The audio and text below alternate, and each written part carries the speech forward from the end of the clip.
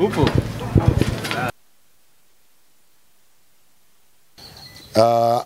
Hii miradi hapa ya hivi vivuko vitano bilioni 28 inatekelezwa chini ya TEMESA. Sasa kuna miradi mingine ambayo inatekelezwa chini ya taasisi yake inaitwaje? Tashiko.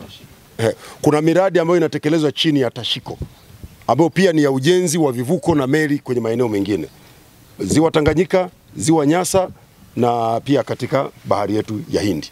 Kwa hiyo ni kazi kubwa ambayo inafanywa, na miradi hii yote imeanza kutekelezwa mwezi Mei mwaka 2022. Kwa hivyo serikali ya awamu ya 6 imefanya kazi kubwa baada ya kusikia kilio cha muda mrefu cha wananchi wanaoishi katika maeneo yetu ya maziwa kupata shida ya usafiri. Mheshimiwa Rais Dr. Samia Suluhu Hassan hamna kitu kinamsikitisha kama akiona watu wake wanasafiri kwa mitumbwi, akipokea taarifa watu wamekufa ziwani kwa sababu wanakosa usafiri.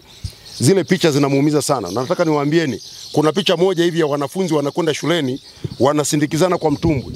Imemgusa sana Mheshimiwa Rais. Na akaamua sasa ni lazima vivuko vipya vitengenezwe, lakini vya zamani vikarabatiwe. Mkiangalia hapa Songoro Malini pia kuna vivuko vinavyokarabatiwa ambavyo vilikuwa vimesimama kwa muda mrefu na havitoi huduma. Vinakarabatiwa virejee kwa sababu tunataka kutoa suluhisho la usafiri katika maeneo ya maziwa yetu. Kuna uchumi mkubwa sana katika maeneo haya na kuna watu wengi wanaishi visiwani wanahitaji usafiri. Kwamba unajengwa na kampuni ya Kitanzania. Sawa, haya. Kampuni za Watanzania zinapewa. Kampuni ya Songoro Marine ni kampuni ya kizalendo, kampuni ya wazawa, na kwa kweli tunataka kutoa shukrani za dhati kwa serikali ya awamu ya 6, na tunampongeza sana Mheshimiwa Rais Mama Samia Suluhu Hassan na serikali yake kwa kuendelea kuhakikisha kampuni za Watanzania zinapewa dhamana kwenye kufanya kazi ya miradi mikubwa kama hii mfano. Kwa kweli hili ni jambo la kujivunia sana, na sisi tumejipanga kikamilifu kuhakikisha kwamba hivi vivuko vinakamilika kabla mwaka huu wa Septemba haijaisha, ili viweze kwenda kwenye sehemu husika na kutoa huduma.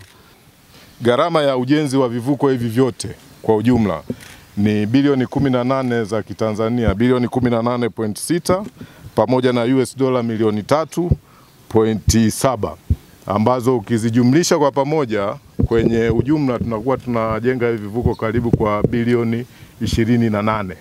Ni utekelezaji kama nilivyosema awamu ya 6. Tunaendelea kupiga mwingi na ule wa Buyagu Mbarika, tukaangalia Ijinga Kangala, tukaangalia kivuko ambacho kitakwenda kuongeza kivuko cha pili pale Kome, na tumeangalia kivuko cha pili kinachoenda kuongeza kivuko pale Kisoria Lugezi, na tumeangalia kivuko kingine ambacho kinakwenda Bwiro Bukondo cha mwisho kabisa kule. Kwa hiyo bilioni 28 imewekwa hapa, na ni matarajio yetu miradi hii yote kulingana na vipaumbele vyake itakamilika ifikapo mwezi wa 9 mwaka huu.